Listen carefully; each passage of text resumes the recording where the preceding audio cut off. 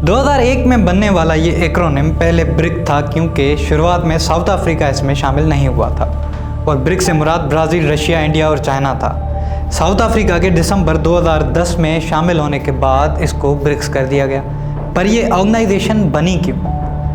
Goldman सैक्स के chief economist gym ओ'नाइल ने brick का नेम कॉइन किया था और उसने अपने रिसर्च पेपर में लिखा था कि ब्राज़ील, रशिया, इंडिया और चाइना की इकोनॉमीज़ तेज़ी से ग्रो कर रही हैं।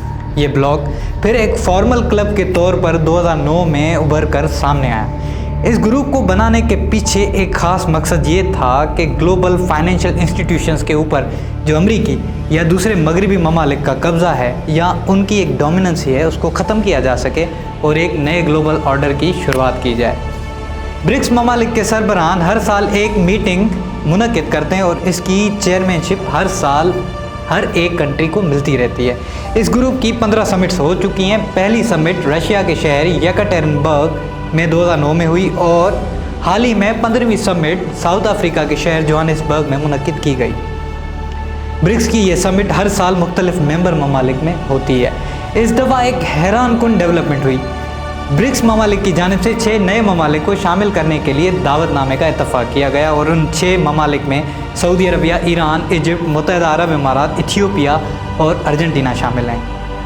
तकरीबन 40 मुल्कों ने इस ग्रुप को ज्वाइन करने के लिए ख्वाहिश भी जाहिर की है। ब्रिक्स मेंबर ममालिक की पॉपुलेशन कुल मिलाकर 42% बनती है और जीडीपी 2023 के मुताबिक 25.9% बनती है। और ये ग्रुप मगरबी फोरम जैसे कि G7 जिसमें Canada, France, Germany, Italy, Japan, UK और यूएस शामिल हैं और इस ग्रुप की कुल जीडीपी 43.8% है और 6 नए ममालिक ब्रिक्स में जब शामिल हो गए तो इसकी कुल जीडीपी 37% हो जाएगी और 46% दुनिया की पॉपुलेशन ब्रिक्स मेंबर ममालिक की पॉपुलेशन होगी। इस तरह IMF के कंपटीशन में 2015 में न्यू डेवलपमेंट बैंक भी ब्रिक्स ममालिक की जानिब से बनाए गए, जिसने 2015 से अभी तक 30 बिलियन अमेरिकी डॉलर लोन दे चुकी है। ब्रिक्स का खास मकसद डॉलर से निजात भी हासिल करना है, पर क्या ब्रिक्स ग्रुप ये मकसद अचीव कर पाएगा? तो उसके लिए हमें देखना होगा कि उसने पास्ट में क्या अचीव किया है। तो सबसे पहले न्यू डेवलपमेंट बैंक लॉन्च करना, जिसके थ्रू तकरीबन 96 बिलियन डॉलर मुख्तलिफ प्रोजेक्ट्स में लगाए। उन्होंने एक कंटीजेंसी रिजर्व अरेंजमेंट प्रोग्राम बनाया जिससे ये बैंक बॉन्ड इश्यूज़ करता है जो कि फाइनेंशियल रेगुलेटरी फ्रेमवर्क के दायरे में रहकर काम करते हैं। और अगर बात की जाए न्यू मेंबर्स की, तो न्यू डेवलपमेंट बैंक के चीफ फाइनेंशियल ऑफिसर के मुताबिक ज़रूरी नहीं जो कंट्री 2024 में ब्रिक्स में शामिल होंगे वो न्यू डेवलपमेंट बैंक का भी हिस्सा हों। और अगर कोई इंटरेस्ट शो करता है मेंबर होने के लिए तो ये वाज़ेह है कि हम वहाँ पोर्ट्स की कंस्ट्रक्शन, रोड्स और एनर्जी के प्रोजेक्ट में उन कंट्रीज़ की हेल्प करेंगे और हम उन कंट्रीज़ की इकोनॉमिक ग्रोथ में एक सपोर्ट के तौर पर काम करेंगे। साथ साथ उन्होंने ये भी बताया कि कोविड के दौरान हमने अपने मेंबर कंट्रीज़ को तकरीबन 10 billion dollar as a financial support दिए। पर इस बात से फिर भी इनका नहीं किया जा सकता कि G7 ममालिक से फिर भी इनका मुकाबला नहीं है। पर यह भी देखना लाजमी है कि जहां G7 के पास 10% ग्लोबल पॉपुलेशन है तो ब्रिक्स के पास 40% है। G7 1973 में बनी है जबकि ब्रिक्स की पहली मीटिंग ही 2009 में।